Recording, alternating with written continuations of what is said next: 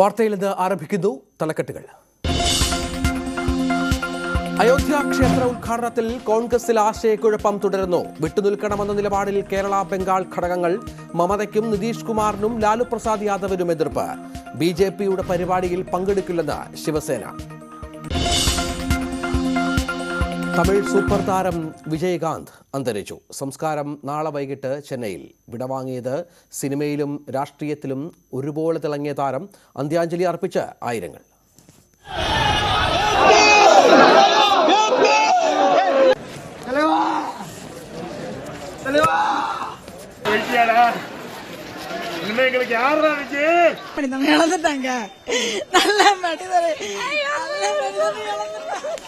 இனி நாங்களே பார்க்க முடியாது.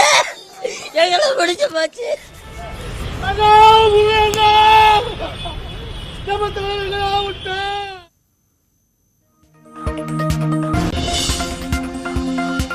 മുഖം മിനുക്കാൻ സംസ്ഥാന മന്ത്രിസഭ. ഗണേഷ് കുമാറും രാമചന്ദ്രൻ കടന്നപ്പള്ളിയും നാളെ സത്യപ്രതിജ്ഞ ചെയ്യും.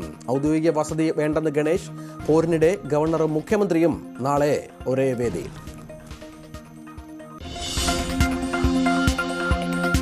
ക്യുസാർ ദുരന്തത്തിന് കാരണം സംഘാടനത്തിലെ വീഴ്ചയെന്ന് സിൻഡിക്കേറ്റ് ഉപസമിതി റിപ്പോർട്ട്. രജിസ്ട്രാർക്കും പ്രിൻസിപ്പലിനും വീഴ്ച പറ്റി. അധ്യാപകരടക്കം 7 പേരിൽ നിന്ന് വിശദീകരണം തേടും. റിപ്പോർട്ട് വിശ്വാസയോഗ്യമല്ലെന്ന് എംപ്ലോയീസ് യൂണിയൻ.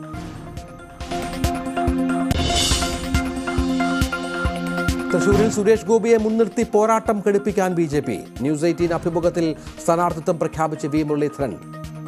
പ്രവർത്തിക്കുന്ന സ്ഥലമാണ്. ജനങ്ങൾക്ക് വലിയ ജനങ്ങളുടെ ഇടയിൽ പിന്തുണയുള്ളൊരു ആളാണ് സുരേഷ് ഗോപി. സുരേഷ് ഗോപി ജയിക്കാൻ ഇതും സഹായകരമാവും. അല്ലെങ്കിലും സുരേഷ് ഗോപി ജയിക്കും. സുരേഷ് ഗോപിക്ക് തൃശൂരിൽ ഒരു സാധ്യതയുമില്ലെന്ന് അല്ലക്കരെ മുരളീധരൻ പറഞ്ഞതുകൊണ്ട് വിജയിക്കില്ലല്ലോ എന്ന് V S Sunilkumar. Binoy Viswam CPI സംസ്ഥാന സെക്രട്ടറിയെ തെരഞ്ഞെടുത്തത് ചർച്ചയില്ലാതെ. പേര് നിർദ്ദേശിച്ചത് ഡി രാജ. സെക്രട്ടറിയെ തെരഞ്ഞെടുത്തത്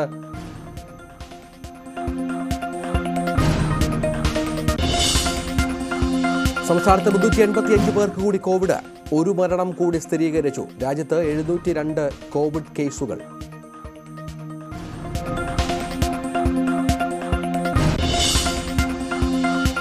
സെഞ്ചുറിയനിൽ കരുത്തുകാട്ടാൻ ദക്ഷിണാഫ്രിക്ക. ഒന്നാം ടെസ്റ്റിൽ ശക്തമായ നിലയിൽ. 5 വിക്കറ്റ് നഷ്ടത്തിൽ 256 റൺസ്.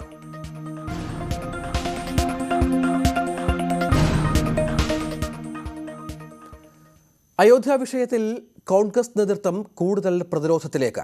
ഉദ്ഘാടന ചടങ്ങിൽ പങ്കെടുക്കുമോ എന്ന കാര്യത്തിൽ ദേശീയ നേതൃത്വത്തിന് ഇതുവരെ വ്യക്തതയില്ല.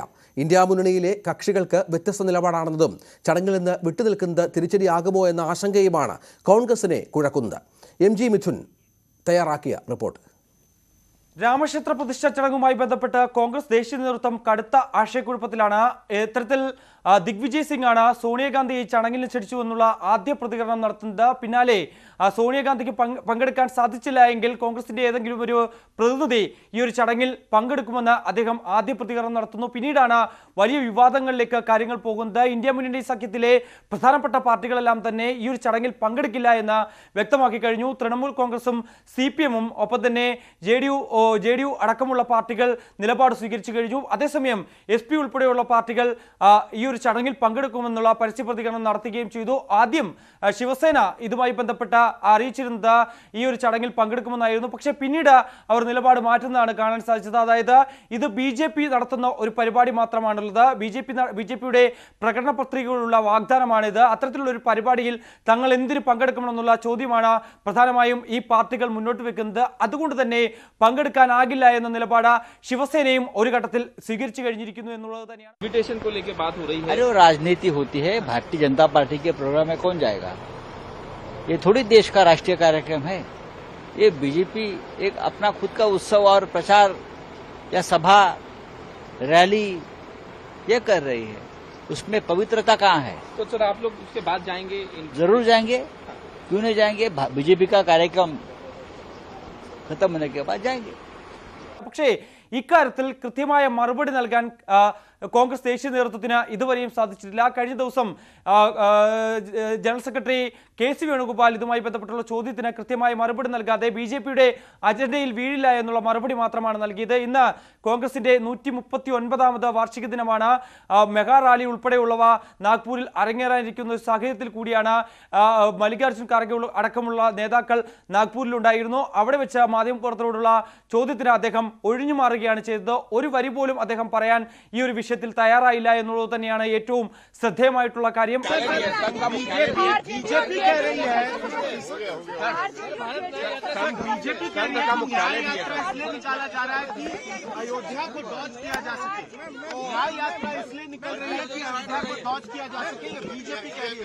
അതേസമയം എതിർപ്പുമായി കോൺഗ്രസിൽ തന്നെ വലിയ രീതിയിലുള്ള ആശയക്കുഴപ്പം നിൽക്കുന്നുണ്ട്. അതായത് കോൺഗ്രസ് ഘടകവും ബംഗാൾ ഘടകവും ഇതുമായി ബന്ധപ്പെട്ടുള്ള ചടങ്ങിൽ ഒരു കാരണവശാലും പങ്കെടുക്കരുത് എന്നുള്ള ആവശ്യം മുന്നോട്ട് വെച്ച് കഴിയുകയും ചെയ്തു. അത് ഔദ്യോഗികമായി അറിയിച്ചിട്ടുണ്ടോ എന്നുള്ളത് തന്നെയാണ് നമുക്കിനി അറിയേണ്ടതായിട്ടുള്ളത്. പക്ഷേ ഹൃദയ ഭൂമിയിലുള്ള സംസ്ഥാനങ്ങളെല്ലാം തന്നെ ഈ ചടങ്ങിൽ കോൺഗ്രസ് നേതൃത്വം പങ്കെടുക്കണം, കോൺഗ്രസിന്റെ പ്രതിനിധി പങ്കെടുക്കണം എന്നുള്ള ആവശ്യമാണ് മുന്നോട്ട് വെക്കുന്നത്. അതിൽ പ്രധാനമായും UP ഘടകം തന്നെയാണ് ആവശ്യം മുന്നോട്ട് വെച്ചിട്ടുള്ളത്. നമുക്കറിയാം, കഴിഞ്ഞ ലോക്സഭാ തെരഞ്ഞെടുപ്പിൽ ആകെ ഒരു സീറ്റ് മാത്രമാണ് കോൺഗ്രസിന് UPയിൽ നേടാനായത്. ഒപ്പം തന്നെ മധ്യപ്രദേശിലാകെ 2 സീറ്റുകൾക്ക് മാത്രമാണ് നേടാനായത്. രാജസ്ഥാനിലാകട്ടെ 1 സീറ്റ് മാത്രമാണ് നേടാനായിട്ടുള്ളത്. അത്തരത്തിൽ ലോക്സഭാ തെരഞ്ഞെടുപ്പിലേക്ക് വരുമ്പോൾ വലിയ തിരിച്ചടി കോൺഗ്രസ് ദേശീയ നേതൃത്വത്തിന് ഈ സംസ്ഥാനങ്ങളിലൊക്കെ തന്നെ നേരിടേണ്ടി വന്നിട്ടുണ്ട്. കൂടാതെ തന്നെ സമീപകാലത്ത് നടന്ന നിയമസഭാ തെരഞ്ഞെടുപ്പിലും വലിയ തിരിച്ചടി നേരിടേണ്ടി വന്ന ഒരു സാഹചര്യമുണ്ട്. അതുകൊണ്ട് തന്നെ ഈ ഒരു ചടങ്ങിൽ പങ്കെടുക്കാതിരുന്നാൽ അത് വലിയ രീതിയിലുള്ള തിരിച്ചടി ഭാവിയിലുണ്ടാകും. വരാൻ പോകുന്ന ലോക്സഭാ തെരഞ്ഞെടുപ്പിലടക്കം അത് വലിയ രീതിയിൽ ചർച്ചാ വിഷയമാകും. അത് വലിയൊരു അബദ്ധമായി മാറാനുള്ള ഒരു സാഹചര്യം ഉണ്ടാകുമെന്നുള്ള കാര്യമാണ് പ്രധാനമായും ഈ സംസ്ഥാനങ്ങളിലെ നേതാക്കൾ മുന്നോട്ട് വെക്കുന്നത്. എന്തായാലും ഇക്കാര്യത്തിൽ ഒരു ഔദ്യോഗിക നിലപാട് അറിയിക്കാൻ ഇതുവരെയും കോൺഗ്രസ് അധ്യക്ഷനോ അല്ലെങ്കിൽ രാഹുൽ ഗാന്ധിക്കോ സോണിയാഗാന്ധിക്കോ അല്ലെങ്കിൽ മറ്റേതെങ്കിലും നേതാക്കൾക്കോ സാധിച്ചിട്ടില്ല എന്നുള്ളത് തന്നെയാണ് ഏറ്റവും ശ്രദ്ധേയമായ കാര്യം. എന്തായാലും ഇന്ത്യ സഖ്യത്തിൽ വലിയ രീതിയിലുള്ള എതിർപ്പ് നിലനിൽക്കുന്നുണ്ട്. കോൺഗ്രസിലെ പല PCCകൾക്കും എതിർപ്പ് നിലനിൽക്കുന്നുണ്ട്. അതുകൊണ്ട് തന്നെ ഇക്കാര്യത്തിൽ കൃത്യമായ ചർച്ചകൾക്ക് ശേഷം മാത്രമായിരിക്കാം ഒരുപക്ഷെ ഇതുമായി ബന്ധപ്പെട്ടുള്ള തീരുമാനം കോൺഗ്രസ് ദേശീയ നേതൃത്വം കൈക്കൊള്ളുക എന്നാണ് മനസ്സിലാക്കാൻ സാധിക്കുന്നത്. എന്ത് നടപടി അല്ലെങ്കിൽ എന്ത് തീരുമാനം ഇക്കാര്യത്തിൽ കോൺഗ്രസ് ദേശീയ നേതൃത്വം സ്വീകരിക്കുമെന്നുള്ളത് തന്നെയാണ് നമുക്കിനി കണ്ടറിയേണ്ടത്. അയോധ്യ വിഷയത്തിൽ കോൺഗ്രസിലെ ആശയക്കുഴപ്പം ഏറ്റവും പ്രതിസന്ധിയിലാക്കുന്നത് കേരളത്തിലെ കോൺഗ്രസ് നേതൃത്വത്തെയാണ്. ചടങ്ങിൽ നിന്ന് വിട്ടുനിൽക്കണമെന്നാണ് കേരള നേതാക്കളുടെ പൊതു അഭിപ്രായമെങ്കിലും ദേശീയ നേതൃത്വം വ്യക്തത വരുത്താത്തതിനാൽ അഭിപ്രായം പറയാനാകുന്നുമില്ല. വിശ്വാസികളുടെ പാർട്ടിയാണെന്നും CPM-നെ പോലെ അഭിപ്രായം പറയാനാവില്ലെന്നുമാണ് കേരള നേതാക്കളുടെ പ്രതിരോധം. അയോധ്യ വിഷയത്തിൽ കോൺഗ്രസിന്റെ ദേശീയ നേതൃത്വം നേരിടുന്ന അസാധാരണ പ്രതിസന്ധി കേരള ഘടകത്തെയും സാരമായി തന്നെ ബാധിച്ചിട്ടുണ്ട്. പങ്കെടുക്കേണ്ടതില്ല എന്നാണ് സംസ്ഥാന നേതൃത്വത്തിന്റെ തീരുമാനമെങ്കിലും അത് പരസ്യമായി പ്രഖ്യാപിക്കാൻ നേതാക്കൾ മടിക്കുകയാണ്. കേരള പ്രദേശ് കോൺഗ്രസ് കമ്മിറ്റി അല്ല, അത് അവിടെ തീരുമാനിക്കും. പക്ഷേ ചില നേതാക്കളെങ്കിലും വിഷയത്തിൽ രൂക്ഷമായ ഭാഷയിൽ തന്നെ നിലപാട് വ്യക്തമാക്കി രംഗത്തെത്തിയിട്ടുണ്ട്. ഒരു കാരണവശാലും അതിൽ പങ്കെടുക്കരുതെന്നാണ് കേരളത്തിലെ പാർട്ടി നേതൃത്വത്തിന്റെ തീരുമാനം. കോൺഗ്രസ് എല്ലാ കാലത്തും എല്ലാ മതങ്ങളെയും വിശ്വാസങ്ങളെയും ഉൾക്കൊണ്ടുകൊണ്ട് എല്ലാവരെയും ചേർത്ത് പിടിച്ച് മുന്നോട്ട് പോയ ഏക മതേതര രാഷ്ട്രീയ പ്രസ്ഥാനമാണ്.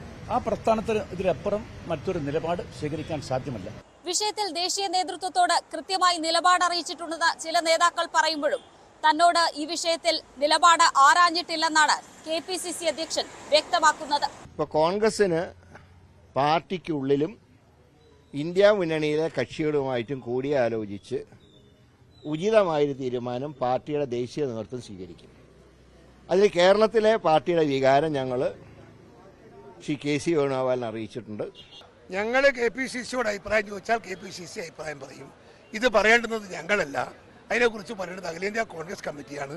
നിങ്ങൾ ഡൽഹി പോയി ചോദിക്കുക. വിവാദങ്ങളിൽ നിന്ന് ഒഴിഞ്ഞുമാറി വിഷയത്തിൽ പ്രതികരിക്കാതെ പ്രതിപക്ഷ നേതാവ് മടങ്ങി.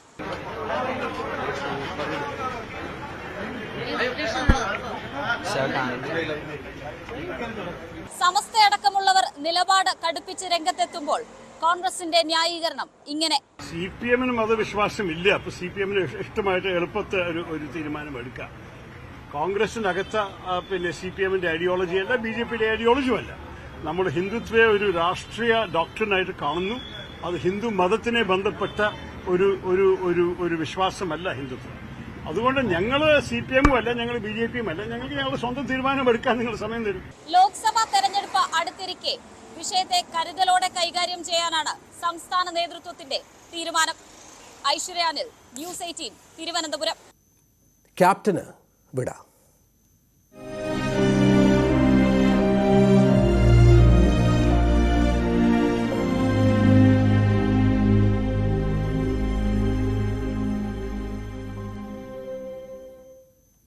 തമിഴകത്തെ സൂപ്പർ താരവും DMDK നേതാവുമായ വിജയകാന്ത് അന്തരിച്ചു. 71 വയസ്സായിരുന്നു. ശ്വാസതടസ്സം അടക്കമുള്ള അസുഖങ്ങളെ തുടർന്ന് 2 ആഴ്ചയായി ആശുപത്രിയിൽ ചികിത്സയിലായിരുന്നു അദ്ദേഹം. ഗിണ്ടിയിൽ സ്വകാര്യ ആശുപത്രിയിൽ പ്രവേശിപ്പിച്ച വിജയകാന്തിന് കോവിഡ് സ്ഥിരീകരിച്ചിരുന്നു. സംസ്ഥാന ബഹുമതികളോടെയാകും സംസ്കാര ചടങ്ങുകൾ.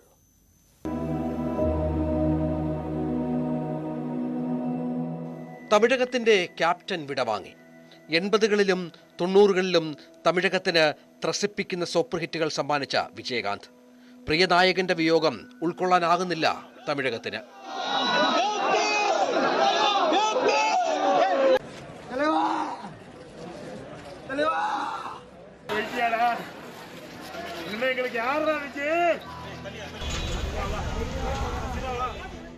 വെള്ളിത്തിരയിലെ താരത്തെ ജനക്ഷേമം വൃതമാക്കിയ നേതാവിനെ അവസാനമായി ഒരു നോക്ക് കാണാൻ അണപൊട്ടി ഒഴുകുകയാണ് ആരാധകർ.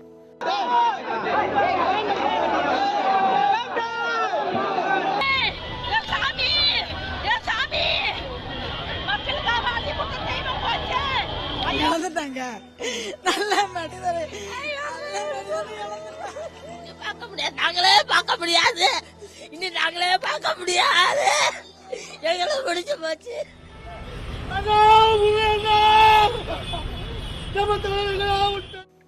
1979 ഇനിക്കും ഇളമേ എന്ന ചിത്രത്തിൽ വില്ലനായി വിജയകാന്ത് വെള്ളിത്തിരയിലേക്കെത്തി.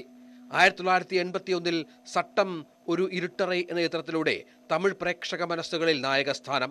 തുടർന്നിങ്ങോട്ട് അഭിനയ തികവിന്റെ നിരവധി അടയാളപ്പെടുത്തലുകൾ. 100ാം ചിത്രമായ ക്യാപ്റ്റൻ പ്രഭാകർ തമിഴ് സിനിമയിലെ ക്ലാസിക്കായി. 1994 MGR പുരസ്കാരം, 2001 കലൈമാമണി പുരസ്കാരം, ബെസ്റ്റ് ഇന്ത്യൻ സിറ്റിസൺ പുരസ്കാരം, 2009 top 10 legends of Tamil cinema, 2011 honorary doctorate. അങ്ങനെ പുരസ്കാരങ്ങൾ ഒന്നൊന്നായി വിജയകാന്തിനെ തേടിയെത്തി. പിന്നീട് സ്വന്തം രാഷ്ട്രീയ പാർട്ടി രൂപീകരിച്ച് വെന്നിക്കൊടി പാറിച്ചു. 2005 സെപ്റ്റംബർ 14 ദേശീയ മൂർപ്പോക്ക് ദ്രാവിഡ കഴകം എന്ന രാഷ്ട്രീയ പാർട്ടി സ്ഥാപിച്ചത്. പ്രതിപക്ഷ നേതൃസ്ഥാനം വരെയുള്ള രാഷ്ട്രീയ നേട്ടങ്ങൾ. ആരോഗ്യ പ്രശ്നങ്ങളെ തുടർന്ന് ഏറെ നാളായി സജീവ രാഷ്ട്രീയത്തിൽ നിന്ന് വിട്ടുനിൽക്കുകയായിരുന്നു. അരങ്ങൊഴിഞ്ഞത് വെള്ളിത്തിരയിലെ ഇതിഹാസമെന്ന് പ്രധാനമന്ത്രി കുറിച്ചു. പ്രിയ സുഹൃത്തിനാണ് നഷ്ടമായതെന്ന് മുഖ്യമന്ത്രി MK സ്റ്റാലിനും അനുസ്മരിച്ചു. വിങ്ങിപ്പൊട്ടുന്ന ആരാധക മനസ്സുകളിൽ നല്ല ഓർമ്മകൾ ബാക്കിയാക്കി വിജയകാന്ത് മടങ്ങുകയാണ്.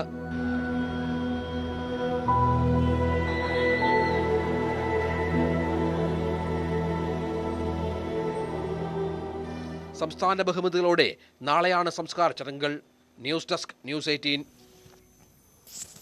വിജയകാന്തിനെ പ്രമുഖർ അനുസ്മരിച്ചു. ഞാനൊന്ന് സ്കൂളിൽ കോളേജിൽ പഠിക്കുന്ന കാലഘട്ടത്തിലാണ് വിജയകാന്തിനെ നമ്മളെല്ലാവരും വിശേഷിപ്പിച്ചിരുന്നത് പാവപ്പെട്ടവരുടെ രജനീകാന്ത് എന്ന രീതിയിലാണ്. പിന്നീട് അങ്ങോട്ട് വളരെ വിശാലമായ ഒരു വെറുതെ ഒരു ഹീറോ എന്ന നിലയിൽ മാത്രമല്ല, ജീവിതത്തിലും അദ്ദേഹത്തിന്റെ ഹീറോയിസം അദ്ദേഹം നിലനിർത്തി എന്ന് വേണമെങ്കിൽ പറയാം. കാരണം ഇന്ന് നിങ്ങൾ അറിയപ്പെടുന്ന ഒരു വലിയ 2 സൂപ്പർ സ്റ്റാറിന്റെ മേക്കിങ്ങിൽ വളരെയധികം കാതലായ പങ്ക് വഹിച്ച വ്യക്തിയാണ് ശ്രീ വിജയകാന്ത്. നമ്മളെല്ലാവരും വളരെ സ്നേഹത്തോടെ ക്യാപ്റ്റൻ എന്ന് വിളിക്കുന്ന അദ്ദേഹം പിന്നീട് രാഷ്ട്രീയത്തിൽ വരികയുണ്ടായി. രാഷ്ട്രീയത്തിലും അദ്ദേഹം അതേ സ്വന്തം സിനിമാ ജീവിതത്തിൽ എങ്ങനെയായിരുന്നു ആളുകളുടെ മുന്നിൽ, പ്രേക്ഷകരുടെ മുന്നിൽ അത്തരത്തിലൊരു ജീവിതം, അത്തരത്തിലൊരു വിജയം അദ്ദേഹം രാഷ്ട്രീയത്തിലും കാഴ്ചവെക്കാൻ കഴിഞ്ഞു.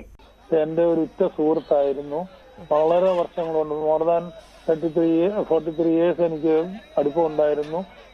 ഇതിന്റെ ഒരു ഫാനൂടായിരുന്നു ഞാൻ. നല്ല നല്ല ആക്ഷൻ പടങ്ങളും കൊമേഴ്ഷ്യൽ ഫാമിലി സെന്റിമെന്റ് പടങ്ങളും ഒക്കെ അഭിനയിച്ച് ജനങ്ങളെ നല്ല രീതിയിൽ കവർന്ന ഒരു മനുഷ്യനായിരുന്നു. ഇത് കഴിഞ്ഞിട്ട് അദ്ദേഹം പൊളിറ്റിക്കലിൽ വരികയും പൊളിറ്റിക്കലും അദ്ദേഹം നല്ല രീതിയിൽ തിളങ്ങുകയും ജയലളിതയുമായിട്ട് അടുപ്പം ഉണ്ടായിട്ട് ജയലളിതയുടെ പാർട്ടിയുമായിട്ട് ചേർന്ന് അയാൾ പ്രതിപക്ഷ നേതാവായി നേരെ വലിയ ക്യാപ്റ്റൻ എന്ന് പറഞ്ഞൊരു പടം എടുത്തു. ഇന്ത്യൻ സിനിമയ്ക്ക് നല്ല ഒരു പേരുണ്ടാക്കിയ ഒരു മനുഷ്യനാണ്. ഒരു തമിഴ് സിനിമയിൽ സാധാരണ ജനങ്ങളെയും മറ്റ് വലിയ ആൾക്കാരെയും ഒരേ രീതിയിൽ കാണുകയും സിനിമകൾക്ക് നല്ലത് ചെയ്യണം. പിന്നെ ഒരു ദാനധർമ്മിയായിരുന്നു അദ്ദേഹം. എല്ലാവർക്കും നന്മ ചെയ്യണമെന്നും ദാനങ്ങൾ ചെയ്യുന്ന ഒരു മനുഷ്യനായിരുന്നു. എന്നെ സംബന്ധിച്ചിടത്തോളം എനിക്ക് വളരെ വിഷമമുണ്ട്. ഈ ദിവസം അദ്ദേഹത്തിന്റെ ആത്മാവിന് ശാന്തി വരാൻ ഞാൻ പ്രാർത്ഥിക്കും. നമ്മൾ എല്ലാവരും പറയും ഈ ഹ്യൂമനിസ്റ്റ് എന്ന് പറയും. പക്ഷെ ഒരു റിയൽ ഹ്യൂമനിസ്റ്റ് എന്ന് പറയുന്ന, ഒരു മനുഷ്യസ്നേഹി എന്ന് പറയുന്ന വ്യക്തിത്വമാണ് വിജയകാന്തിൻ്റെത്. ഞാൻ 90കളുടെ ആദ്യപകുതിയിലാണ് ഞാൻ പുള്ളിയായിട്ട് പരിചയപ്പെടുന്നതും സൗഹൃദത്തിലാവുന്നതും. ഞാൻ നാനയുടെ ലേഖകനായിരിക്കുന്ന സമയത്താണ് പുള്ളിയെ കാണുന്നത്. എപ്പോ ചെന്നാലും പുള്ളി ആദ്യം ചോദിക്കുന്ന ചോദ്യം ആഹാരം കഴിച്ചോ, ഇല്ലെങ്കിൽ കഴിച്ചിട്ട് വരൂ, അല്ലെങ്കിൽ ആരെങ്കിലും അടുത്തുള്ളവർ കൊണ്ട് ഇവരെ കഴിപ്പിക്കൂ. ഇങ്ങനെ ആണ് പുള്ളിയുടെ ഒരു സമീപനം എപ്പോഴും. അതുപോലെ ഒരാൾ സഹായം ചോദിച്ചു ചെന്നാലും ഏത് സമയത്തും സഹായം ചെയ്യുന്ന ഒരു വ്യക്തിത്വം. എത്രയോ പേര് അദ്ദേഹം, എല്ലാവരും ചാരിറ്റി എന്ന് പറയുമെങ്കിലും പുള്ളിയാണ് യഥാർത്ഥത്തിൽ ചാരിറ്റി ചെയ്യുന്ന ആള്. അവരോടും ഒരുപാട് പേരെ പഠിപ്പിക്കുക, ഒരുപാട് പേർക്ക് വിവാഹം ചെയ്തു കൊടുക്കുക, ഇങ്ങനെയൊക്കെ. രാഷ്ട്രീയത്തിലും അദ്ദേഹം എവിടെ എത്തേണ്ടതായിരുന്നു, പക്ഷെ എന്തുകൊണ്ടോ അത് വന്നില്ല എന്നേ ഉള്ളൂ. ഇത് ഇൻഡസ്ട്രിക്ക് മാത്രമല്ല, സിനിമ ഇൻഡസ്ട്രിക്ക് മാത്രമല്ല, ടോട്ടൽ തമിഴ് സമൂഹത്തിന് തന്നെ ഒരു തീരാ നഷ്ടം തന്നെയാണ്. இதை மாரி வேலையெல்லாம் பண்ணுவாங்க, பிரச்சனை எல்லாம் இறங்கிடுவாங்க. சார், இன்னைக்கு நடிகர் கல்யாணத்தோட இன்னைக்கும் சொல்றாங்க அவரோட கல்யாணங்கிறது வந்து பெரிய பிரம்மாண்ட கல்யாணம்னு மதுரையில. அதையும் மறைந்த முதலமைச்சர் கருணாநிதி பண்ணி வச்சாங்க. ஒரு பெரிய வரலாறு சொல்லுவாங்க. அதை நிகழ்வுகளில் சொல்ல முடியும். ராஜா முத்தியா பண்றாங்க பிரம்மாண்டமான கல்யாணம். மூப்பனார் ஐயா கலைஞர் தலைமையில பிரம்மாண்டமா நடந்தது. எல்லாருக்கும் பாண்டி உள்ள ரூம் போட்டு கொடுத்து எல்லாருக்கும் ஐர மீன், எல்லாருக்கும் என்னென்ன தேவையோ மதுரையில் என்ன ஸ்பெஷல்னு வாங்கி கொடுத்துருவோம். அதே போல நான் அவனோட ஃப்ரீயா இருந்தேன்னா என்ன அழைச்சிட்டு போயிடுவான். போனான்னா ஐர மீன் சாப்பிட்றியாட, ஐர மீன் காரை எடுத்துக்கிட்டு வெச்சின் விலாஸ்னு ஒரு ஹோட்டல், அங்க போய் ஒரு நாள் அல்வா சூப்பரா இருக்கும்ல, சாப்பிட்றியாடா, வடை சூப்பரா போடுவாங்க, சாப்பிட்றியாடான்னு வாங்கி கொடுத்து அழகு பார்ப்போம். இன்னும் யாருன்னு போய் இப்ப கேட்கறது முடிஞ்சு போச்சு. அவன மாரி இன்னும் வரமாட்டான். எந்த நடிகனுக்கும் நான் மட்டும் தான் அஃபெக்ஷனா இருந்தேன். எல்லா நடிகர்களோட கோபம் விஜயகாந்த் கிட்ட அவ்வளவு நெருக்கமா இருக்கியே.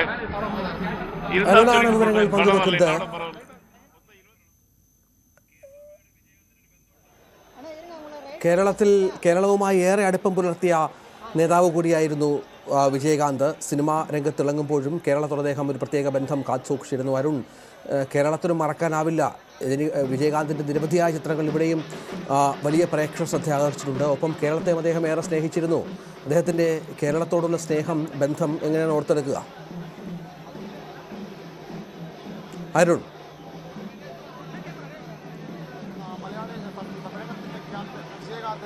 തലസ്ഥാനവുമായി, കേരളവുമായി വലിയ ബന്ധമുണ്ട്. വളരെ ഇഴയെടുപ്പമുള്ള ബന്ധമാണത്.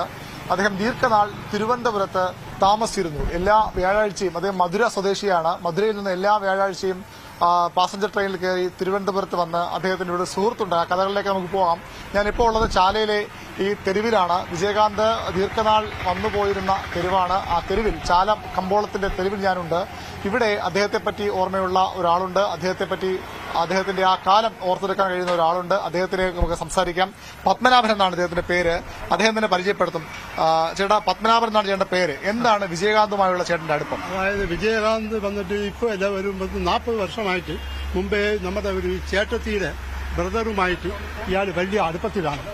ഇവര് ഭാര്യയുടെ സുഹൃത്താണ്. ഭാര്യയുടെ ചേട്ടത്തിയുടെ സഹോദരന്റെ സുഹൃത്താണ്. അപ്പോൾ അയാളുടെ പേര് സുന്ദർ രാജ് എന്നാണ്. അപ്പൊ ഈ ഇടയ്ക്ക് അയാൾ MLA ഒക്കെ ആയതാണ്. വിജയകാന്തിന്റെ കേരളത്തിൽ MLA ഒക്കെ ആയതാണ്. ഇവർ സിനിമ ഫീൽഡിന് കയറുന്നതിന് മുമ്പേ ഇവർ പല പ്രാവശ്യം ഇവിടെ വന്നിട്ടുണ്ട്. തിരുവനന്തപുരത്ത് പഠിക്കുന്ന സമയത്താണ്. ആ സിനിമയ്ക്ക് കയറും മുമ്പേ ഇവിടെ വന്നിട്ടുണ്ട്. നമ്മുടെ ചേട്ടത്തിയുടെ സഹോദരനും ഇയാളും ഇബ്രാഹിം ദാവൂത്തർ പറഞ്ഞ ഒരു കൂട്ടുകാരനും റവി, ഇജേദുല്ല എന്നുള്ള പറഞ്ഞ എല്ലാ കൂട്ടുകാരുമായിട്ട് ഇവിടെ വന്ന് പഴവങ്ങാടിയിൽ നമ്മുടെ കടയിലും ചാല കടയിലും. നിങ്ങളുടെ കടയുടെ പേരെന്തായിരുന്നു ആ സമയത്ത്? വനിതാ ഫാൻസി സ്റ്റോർ. അത് ഇവിടെ ആയിരുന്നു, അടുത്തായിരുന്നു. ഇതായിരുന്നു. ഇപ്പോൾ അത് നമ്മൾ വാടകയ്ക്ക് കൊടുത്തിരിക്കുകയാണ്. ഇവിടെ വന്നിട്ട് നലന്ത ടൂറിസ്റ്റ് ഹോം എന്ന് പറഞ്ഞിട്ട് പഴവങ്ങാടിയിൽ ഒരു ടൂറിസ്റ്റ് ഹോം ഉണ്ടായിരുന്നു. അവിടെ വന്നിട്ട് 10 ദിവസം 15 ദിവസം താമസിക്കും. ഞാൻ കേട്ടുള്ള വ്യാഴാഴ്ചകളിലൊക്കെ അവിടെ നിന്ന് അദ്ദേഹം ട്രെയിനിൽ ഇവിടെ വരും, എന്നിട്ട് ഇവിടെ കറങ്ങി നടന്ന് ഇവിടെ ഒരു 10-15 ദിവസം ഇവിടെ നിൽക്കും. എല്ലാവരുമായിട്ട് നിന്ന് അവർ വന്ന ഒരേ ഒരു ഡിമാൻഡേ ഉള്ളൂ. അക്ക ചിക്കൻ വേണ്ട, മട്ടൻ വേണ്ട, ഫിഷ് മാത്രം പോതും. ഇവിടെ വന്ന് ഫിഷ് കഴിക്കണം, ഫിഷ് മാത്രം പോതും, ചിക്കനും വേണ്ട മട്ടനും വേണ്ടെന്ന്. അതല്ല അവരുടെ ഇഷ്ടം പോലെ കിട്ടും. അപ്പോൾ അവിടെ കിട്ടാത്തത് മീൻ കാര്യങ്ങൾ. അപ്പോൾ അങ്ങനെ അതൊന്ന് ജാലിയായിട്ട് ഇവിടെ ഒരു 10-15 ദിവസം വന്നിരുന്നിട്ട് സിനിമയിൽ കയറിയതിന് ശേഷവും സിനിമ കാണാനൊക്കെ പോകുമായിരുന്നു അല്ലേ അന്ന് ഇവിടെ? സിനിമയിൽ അഭിനയിച്ചതിന് ശേഷവും ഇവിടെ 2-3 പ്രാവശ്യം വന്നിട്ടുണ്ട്. അത് വന്നാൽ താമസിച്ച് ഇവിടെ ഇരിക്കും. പക്ഷേ നല്ലവനാണ്. ഈ സുഹൃത്തുക്കളാണ് ഇയാൾ എത്രയും ദൂരം ഈ സിനിമ ഫീൽഡിൽ കയറാനായിട്ട് സഹായിച്ചത്. ഈ ഒരു 10 സുഹൃത്തുക്കൾ ആൾവാർ എന്ന് പറഞ്ഞൊരു ഒരു ലാഡ്ജിൽ 10 പേര് ഒരു ചെറിയ മുറിയിൽ താമസം. ഉച്ചയ്ക്ക് 11 മണിക്ക് ഒരു 2-3 ഊന്നെടുത്ത് എല്ലാവരും കഴിച്ച് വളരെ കഷ്ടപ്പെട്ട് വന്ന ആളാണ്. വിജയകാന്ത് ഇവിടെ ഒരു കട നടത്തിയിരുന്നു.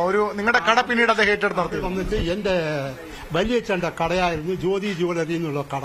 ആ കട അവരുടെ സഹോദരന്മാരെല്ലാം പാവം വയ്ക്കുമ്പോൾ അത് എന്റെ മൂത്ത ചേട്ടന് വേണ്ടി കൊടുക്കാൻ വേണ്ടി അത് വിജയകാന്തിന്റെ പേരിൽ വാങ്ങിച്ച് അത് നഷ്ടമായെന്ന് തോന്നുന്നു അല്ലേ? നഷ്ടത്തിലായ കുറച്ച് ദിവസം നടത്തിക്കൊണ്ടിരുന്നു. അതിന്റെ ഇടയ്ക്ക് ആ ചേട്ടൻ മരിച്ചുപോയി. അപ്പൊ അങ്ങനെ അത് അയാള് പിന്നെ ഇപ്പം അവർ രാജൻ വാച്ച് കമ്പനി എന്ന് പറഞ്ഞിട്ട് ടൈറ്റന്റെ ഒരു ഷോറൂം പഴവങ്ങാടിയിൽ ബാബ സ്റ്റുഡിയോയിൽ അതിന്റെ തൊട്ടടുത്തായിട്ട് നടന്നുകൊണ്ടിരിക്കും. അദ്ദേഹം ഈ കട ഏറ്റെടുത്ത് നടത്തി, വിജയകാന്ത് ഏറ്റെടുത്ത് നടത്തിയല്ലേ? തന്നെ വിജയകാന്തിന്റെ പേരിലാണ് അത് വാങ്ങിച്ചത്. ഇപ്പൊ അത് അയാൾ വേറെ കൊടുത്തു. വിജയകാന്ത് തന്നെ വിറ്റോ? അത് വിറ്റ് ഇപ്പൊ രാജൻ വാച്ച് കമ്പനി എന്ന് പറഞ്ഞ ഒരു കമ്പനി നടത്തിക്കൊണ്ടിരിക്കും. ചേട്ടൻ നേരിട്ട് കണ്ടിട്ടുണ്ടോ അദ്ദേഹത്തെ, വിജയകാന്തിനെ? ഒരുപാട് പ്രാവശ്യം. ഇപ്പൊ ഈ ഒരു 10 വർഷത്തിന് മുമ്പ് കൂടെ കണ്ടിട്ടുണ്ട്. വീട്ടിൽ പോയി കണ്ടു? വീട്ടിൽ പോയി കാണും. വേറെ നല്ല ആളാണ്. അതായത് ഒരുത്തരിങ്ങനെ ചെയ്യൂല, കൂടെ നിന്നവർക്കെല്ലാം നല്ല രീതിയിൽ സഹായിച്ചിട്ടുണ്ട്. പക്ഷെ എന്റെ അത് തിരിച്ചാണ് അച്ഛൻ എന്ന് വെച്ചാ അത് എന്താണെന്ന് അറിഞ്ഞുകൂടാ. ഇപ്പൊ ഒരു ഫ്രണ്ട്സ് കല്യാണം കഴിഞ്ഞതിന് ശേഷം ഓരോന്നായിട്ട് തൊഴിഞ്ഞു കൂടാ. ഈ അദ്ദേഹത്തിന്റെ അന്ന് നടത്തിയ സ്ഥാപനം എന്ത് കടയായിരുന്നു അവിടെ നടത്തിയിരുന്നത്? ജ്വല്ലറി തന്നെയാണ് ഇപ്പഴാ?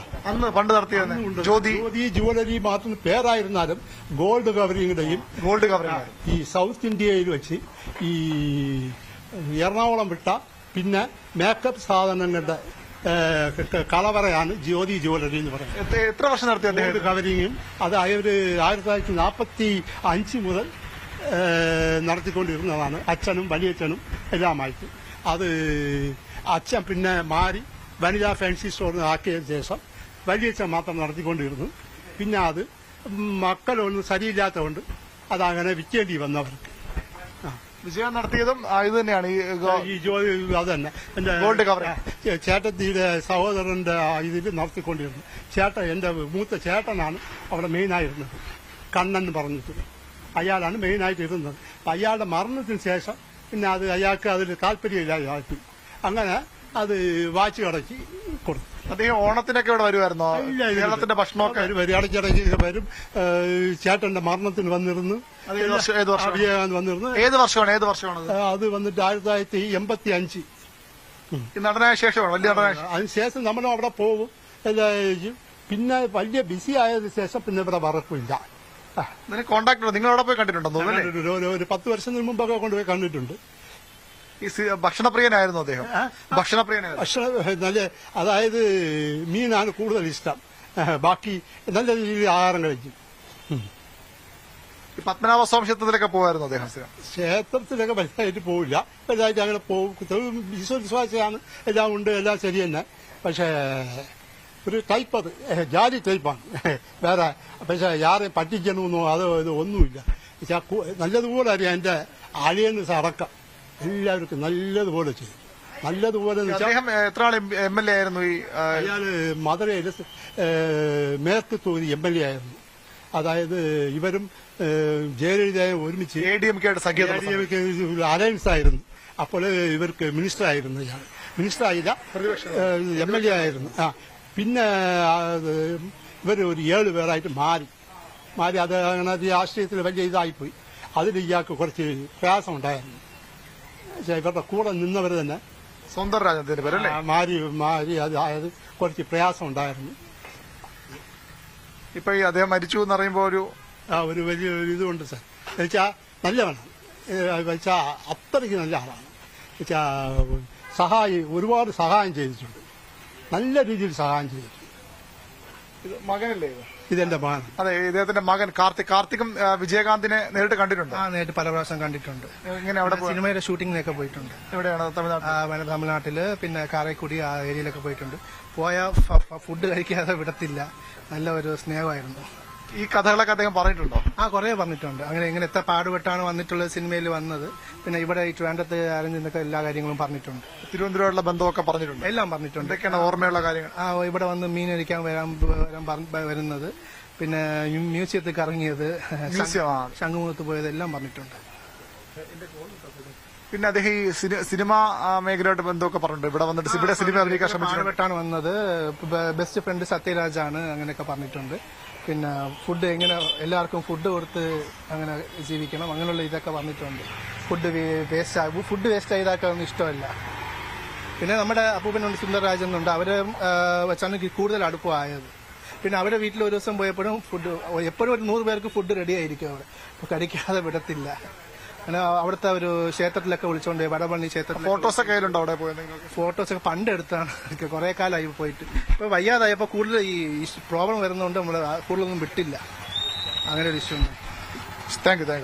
ഇതാണ് രഞ്ജിത്തെ, വിജയകാന്തിന് ഹൃദയബന്ധം തന്നെയായിരുന്നു തലസ്ഥാനത്തോട്, തിരുവനന്തപുരത്തോട്, ഈ ചാലത്തെരുവിനോട്, പഴവങ്ങാടിയും. അതുപോലെ തന്നെ അദ്ദേഹം എല്ലാ വ്യാഴാഴ്ചയും പല വ്യാഴാഴ്ചകളിലും മധുരയിൽ നിന്ന് ട്രെയിനിൽ ഇവിടേക്ക് എത്തും, സുഹൃത്തുക്കൾക്കും എത്തും. പിന്നീട് ആഴ്ചകൾ ഇവിടെ താമസിക്കും. ഈ സ്ഥലങ്ങളൊക്കെ കറങ്ങും. തിരുവനന്തപുരം മ്യൂസിയവും ശംഖുമുഖവും കോവളവും അതുപോലെ പത്മനാഭസ്വാംശത്തിലെ സ്ഥിരം ദർശകനായിരുന്നു അദ്ദേഹം. അവിടെ കാണാൻ പോകും. തലസ്ഥാനത്ത് സർക്കസ് കാണാൻ പോകും. ഇവിടെ നിന്ന് അവസരം തേടി നിരവധി ആളുകൾ അദ്ദേഹം സിനിമയിൽ അഭിനയിക്കാൻ അവസരം തേടി നടന്നിട്ടുണ്ട്. നടൻ സത്യന്റെ വലിയ ആരാധകനായിരുന്നു വിജയകാന്ത്. അങ്ങനെ മലയാളികൾക്കും വളരെ പ്രിയപ്പെട്ട ഒരു നടനാണ്, ഒരു നല്ല മനുഷ്യനാണ് വിടവാങ്ങുന്നത്. അദ്ദേഹത്തിന്റെ ഓർമ്മകളിലാണ് അദ്ദേഹത്തിന്റെ ഈ സുഹൃത്തിന്റെ കുടുംബം. അവർ സ്വന്തം കുടുംബം പോലെ കഴിഞ്ഞവരാണ്. അവരുടെ ഓർമ്മകളാണ് ഇപ്പോൾ ന്യൂസ് 18നോട് അവർ പങ്കുവയ്ക്കുന്നത്. ബി അരുണാണ് വിവരങ്ങൾ പങ്കുവച്ചത് ചാലയിൽ നിന്ന്. മറ്റൊരു വാർത്തയിലേക്ക് പോകണം. വിവാദങ്ങൾക്കിടെ സർക്കാർ മുഖം മിന്നുക്കുന്നു. 2 പുതിയ മന്ത്രിമാർ നാളെ സത്യപ്രതിജ്ഞ ചെയ്യും. ചടങ്ങിൽ ഗവർണറും മുഖ്യമന്ത്രിയും ഒരുമിച്ച് പങ്കെടുക്കുമെന്ന പ്രത്യേകതയുമുണ്ട്. പിണറായി മന്ത്രിസഭയിലേക്ക് നാളെ 2 പുതിയ മന്ത്രിമാർ വരും. കെ പി ഗണേഷ് കുമാറും രാമചന്ദ്രൻ കടന്നപ്പള്ളിയും. രണ്ടുപേരും മന്ത്രിമാരെന്ന നിലയിൽ നേരത്തെ പരിചയമുള്ളവരാണ്. 2006 വി എസ് അച്യുതാനന്ദൻ സർക്കാരിലും 2016 പിണറായി സർക്കാരിലും മന്ത്രിയായിരുന്നു രാമചന്ദ്രൻ കടന്നപ്പള്ളി. അതിനു മുമ്പേ മന്ത്രിസഭയിലെത്തിയ ആളാണ് കെ പി ഗണേഷ് കുമാർ. 2001 ഉമ്മൻചാണ്ടി മന്ത്രിസഭയിൽ ഗതാഗത മന്ത്രിയായിരുന്നു. 2011 ഉമ്മൻചാണ്ടി മന്ത്രിസഭയിൽ സിനിമ വനം വകുപ്പ് മന്ത്രിയായിരുന്നു കെ പി ഗണേഷ് കുമാർ. രണ്ടുപേരും 3ാം തവണ മന്ത്രിമാരായി നാളെ സത്യപ്രതിജ്ഞ ചെയ്യും. ഇടതുമുന്നണിയിലെ മുൻധാരണ അനുസരിച്ച് അഹമ്മദ് ദേവർകോവിലും അതുപോലെ ആന്റണി രാജുവും രാജിവെച്ച ഒഴിവിലേക്കാണ് 2 മന്ത്രിമാർ വരുന്നത്.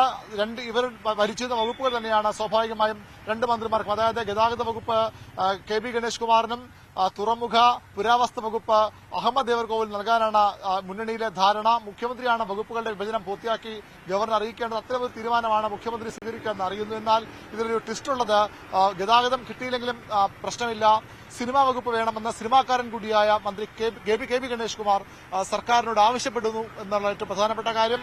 തനിക്ക് സിനിമാ വകുപ്പ് ലഭിക്കുമെന്ന ആഗ്രഹം ഗണേഷ് കുമാറും പാർട്ടിയും മുഖ്യമന്ത്രിയെ അറിയിച്ചിട്ടുണ്ട്. എന്നാൽ അതിൽ അനുകൂല തീരുമാനം ഉണ്ടാകാൻ സാധ്യതയില്ല. കാരണം CPM-ന്റെ സംസ്ഥാന സെക്രട്ടറി അംഗം സജി ചെറിയാനാണ് നിലവിൽ സിനിമാ സാംസ്കാരിക വകുപ്പ് മന്ത്രി. ആ വകുപ്പ് വിട്ടുകൊടുക്കാൻ CPM തയ്യാറാകില്ല. അതുകൊണ്ട് തന്നെ ഗണേഷിന്റെ ആവശ്യം മുഖ്യമന്ത്രിയോ മുന്നണിയോ അംഗീകരിക്കാൻ ഇടയില്ല.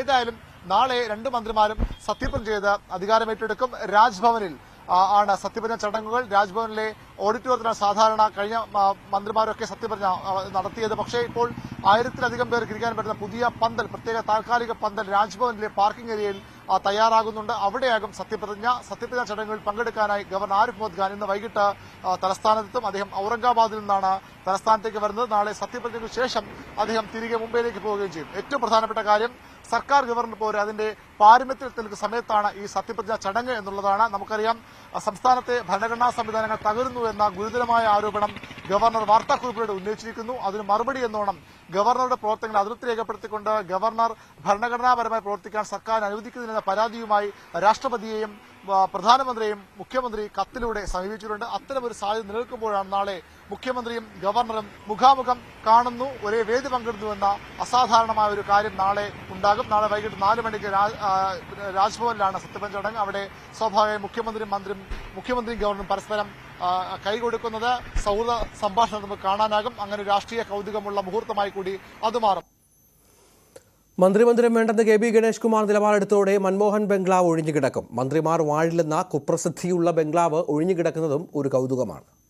ഔദ്യോഗിക വസതി എല്ലാ മന്ത്രിമാരുടെയും അവകാശമാണ്. ആ ഒരു അവകാശം വേണ്ടെന്ന് കെ ബി ഗണേഷ് കുമാർ സർക്കാരിനെ മുഖ്യമന്ത്രി അറിയിച്ചിട്ടുണ്ട്. മാത്രമല്ല, പേഴ്സണൽ സ്റ്റാഫുകളുടെ എണ്ണവുമായി ബന്ധപ്പെട്ട വലിയ തർക്കങ്ങൾ, ഗവർണറുടെ എതിർപ്പൊക്കെ നേരത്തെ ഉയർന്നു വന്നതാണ്. തനിക്ക് പേഴ്സണൽ സ്റ്റാഫുകൾ പരമാവധി വേണ്ട, അതിലും എണ്ണം കുറവ് മതി എന്ന നിലപാട് കൂടി, മാതൃകാപരമായ നിലപാട് കൂടി കെ ബി ഗണേഷ് കുമാർ സ്വീകരിക്കുന്നു. മറ്റു പ്രധാനപ്പെട്ട കാര്യമുള്ളത്, കെ ബി ഗണേഷ് കുമാർ മന്ത്രിയായാൽ എത്തേണ്ടത് ഇപ്പോൾ ആന്റണി താമസിക്കുന്ന ഈ മൻമോഹൻ ബംഗ്ലാവിലാണ്. ഈ മൻമോഹൻ ബംഗ്ലാവിൽ ആന്റണി ഇപ്പോൾ ഒഴിഞ്ഞിട്ടില്ല. അദ്ദേഹം വരും ദിവസം ഇവിടുന്ന് താമസം മാറും. പക്ഷേ കെ ബി ഗണേഷ് കുമാർ സ്വാഭാവികമായും വസതി വേണ്ടെന്ന് പറയുമ്പോൾ മൻമോഹൻ ബംഗ്ലാവ് ഒഴിഞ്ഞുകിടക്കും. അപ്പോൾ ചില രാഷ്ട്രീയ കൗതുകങ്ങൾ കൂടി അതുമായി ചേർത്ത് വായിക്കണം, ചില അന്ധവിശ്വാസ കഥകൾ കൂടി അതുമായി ചേർത്ത് വായിക്കേണ്ടതുണ്ട്. മൻമോഹൻ ബംഗ്ലാവിന്റെ ഒരു അപഖ്യാതി ഇവിടെ മന്ത്രിമാർ വാഴാത്ത മന്ത്രിമാരുടെ ഔദ്യോഗിക വസതി എന്നുള്ളതാണ്. ഇവിടെ ഒരിക്കൽ താമസിച്ചവരാരും ഒന്നുകിൽ മന്ത്രിസഭയുടെ പകുതിക്ക് വെച്ച് ഇറങ്ങിപ്പോകേണ്ടി വന്നിട്ടുണ്ട്, അല്ലെങ്കിൽ അവർ സംസ്ഥാന മന്ത്രിസഭയിലേക്ക് മറ്റൊരിക്കലും കടന്നു വന്നിട്ടില്ല എന്ന ചീത്തപ്പേരുള്ള, ദുഷ്പേരുള്ള ഒരു അന്ധവിശ്വാസം പേറുന്ന ഒരു ഔദ്യോഗിക വസതി കൂടിയാണ് ഈ മൻമോഹൻ ബംഗ്ലാവ്. അവിടേക്ക് കെ ബി ഗണേഷ് കുമാർ എന്തായാലും എത്തില്ലെന്ന് ഉറപ്പായിരിക്കുന്നു.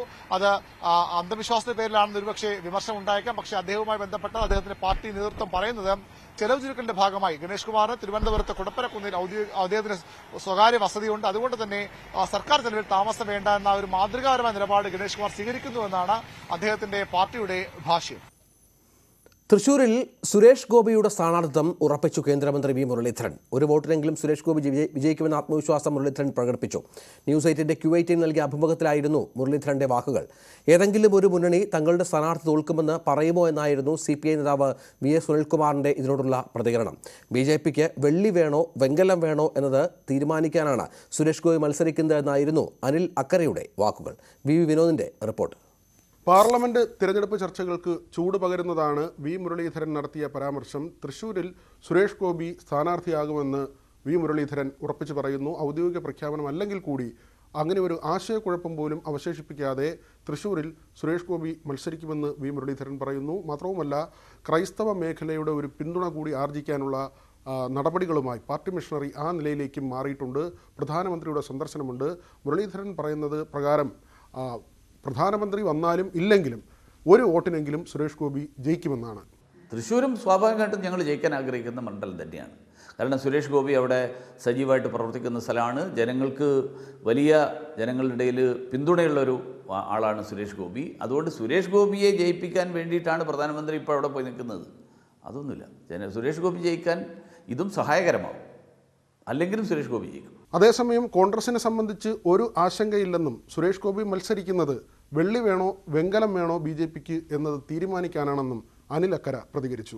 സുരേഷ് ഗോപിയുടെ മത്സരത്തെ ഞങ്ങൾ കാണുന്നത് 2ാം സ്ഥാനത്തിനും 3ാം സ്ഥാനത്തിനും വേണ്ടിയുള്ള മത്സരമാണ്.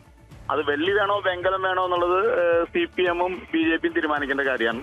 ഏതെങ്കിലും ഒരു മുന്നണി നേതൃത്വം തങ്ങൾ തോൽക്കുമെന്ന് തിരഞ്ഞെടുപ്പിൽ പറയുമോ എന്നായിരുന്നു VS സുനിൽകുമാറിന്റെ പ്രതികരണം. ഏതെങ്കിലും സ്ഥാനാർത്ഥി മത്സരിക്കുന്നവർ ഞങ്ങൾ പരാജയപ്പെടാനാണെന്ന് പറഞ്ഞിട്ട് ഏതെങ്കിലും സ്ഥാനാർത്ഥി മത്സരിക്കാറുണ്ടോ?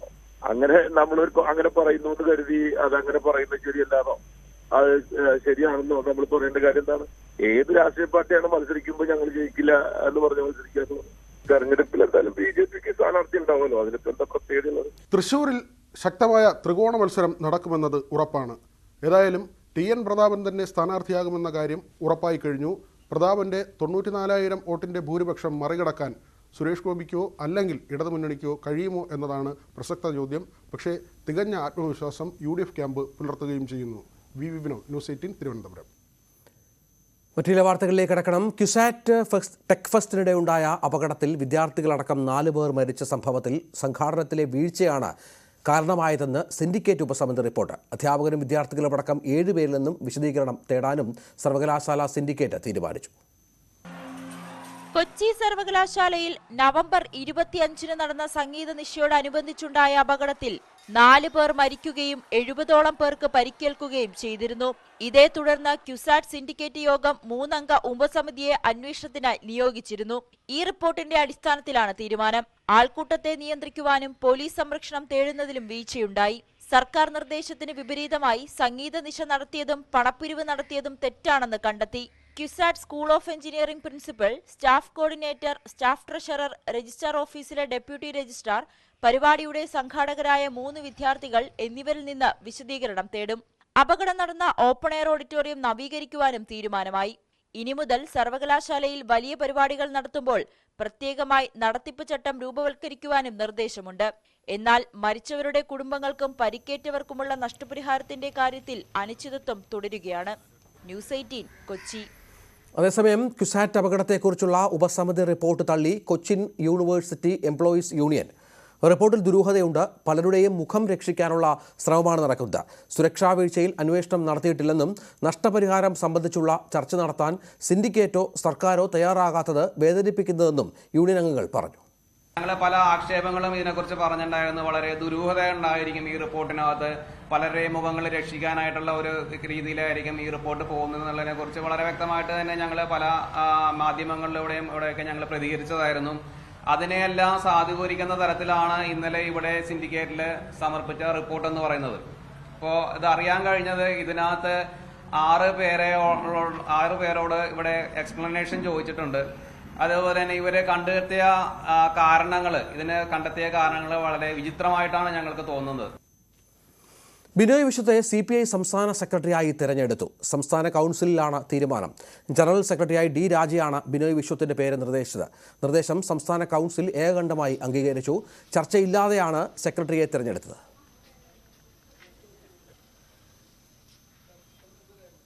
ഇന്ത്യൻ നാഷണൽ കോൺഗ്രസിന്റെ 139ാം സ്ഥാപക ദിനം വിപുലമായി ആഘോഷിച്ച് AICC. കോൺഗ്രസ് ആസ്ഥാനത്ത് രാവിലെ 9:30 പാർട്ടി അധ്യക്ഷൻ മല്ലികാർജുൻ ഖാർഗെ പതാക ഉയർത്തി.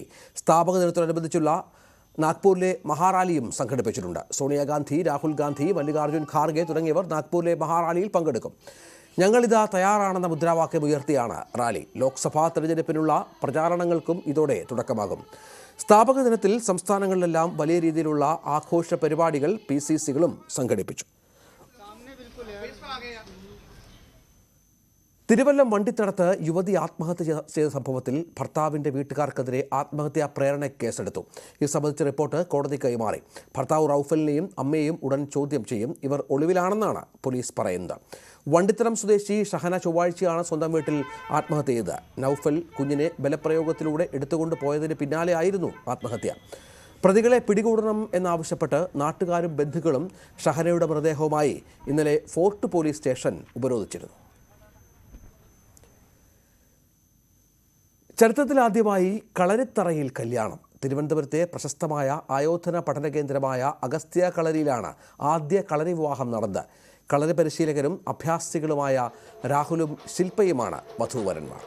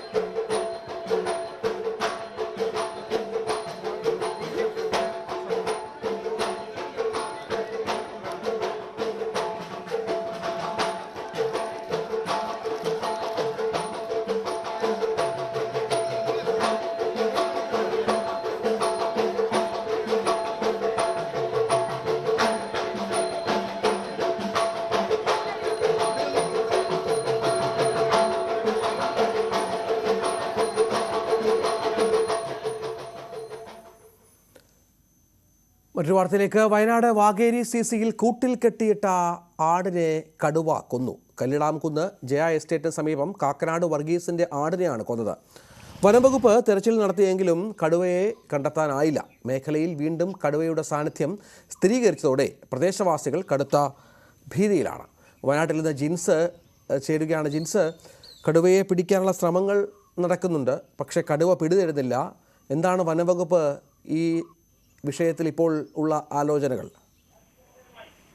രഞ്ജിത്ത്, ഇന്നലെ രാത്രി 9:30യോടെയാണ് ഈ വാഗേരിക്ക് അടുത്തുള്ള ആവയലിൽ ഈ കടുവയുടെ ആക്രമണം ഉണ്ടായത്. ജെ എസ്റ്റേറ്റിന് സമീപം താമസിക്കുന്ന വർഗീസിന്റെ 3 വയസ്സുള്ള ഗർഭിണിയായ ആടിനെയാണ് ഈ കടുവ കൂട് പൊളിച്ച് ആക്രമിച്ചു കൊന്നത്. ഈ ആട്ടിൻകുട്ടികളുടെ കരച്ചിൽ കേട്ടാണ് വീട്ടുകാർ ഇവിടെ എത്തുകയും പിന്നീട് ഈ ആടിനെ കൊലപ്പെടുത്തിയത് കാണുകയും ചെയ്തത്. ഉടനെ തന്നെ വനംവകുപ്പിനെ വിവരം അറിയിക്കുകയും വനപാലകർ ഉടനെ തന്നെ ഇവിടെ തെരച്ചിൽ നടത്തിയെങ്കിലും പക്ഷേ കടുവയെ കണ്ടെത്താനായില്ല. ഉടൻ തന്നെ ഇപ്പോൾ ഈ ആക്രമണത്തിനിരയായ ഈ ആടിനെ തന്നെയാണ് ഇപ്പോൾ ഈ കടുവയ്ക്കായുള്ള കെണിയായി ഇവിടെ ഒരുക്കിയിരിക്കുന്നത്. ഇവിടെ ഈ പ്രദേശത്ത് തന്നെ വീണ്ടും മറ്റൊരു കൂടും കൂടെ സ്ഥാപിച്ചിട്ടുണ്ട്. കഴിഞ്ഞ ഈ മാസം 23-ന് ഞാറക്കാട്ടിൽ സുരേന്ദ്രന്റെ 8 മാസം പ്രായം വരുന്ന പശുക്കിടാവിനെയും ഈ കടുവ കൊലപ്പെടുത്തിയിരുന്നു. രണ്ടും ഒരേ കടുവയാണെന്ന് വനംവകുപ്പ് സ്ഥിരീകരിച്ചിട്ടുണ്ട്. എന്തായാലും പ്രദേശത്ത് 2 കൂടുകളും ഈ പ്രദേശത്ത് സ്ഥാപിച്ചിട്ടുണ്ട്. ഉടനെ തന്നെ ഈ കടുവയെ പിടികൂടും എന്നുള്ള കാര്യമാണ് വനംവകുപ്പ് അറിയിച്ചിരിക്കുന്നത്.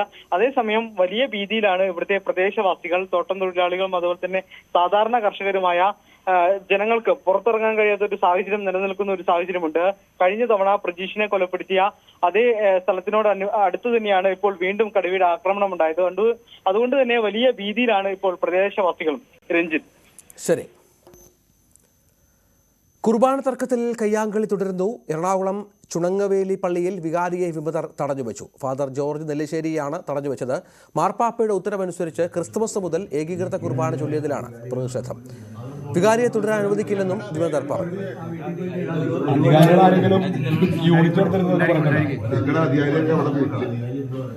ഞങ്ങളുടെ അധികാരികളെ ഞങ്ങൾ തീരുമാനിച്ചോളാം.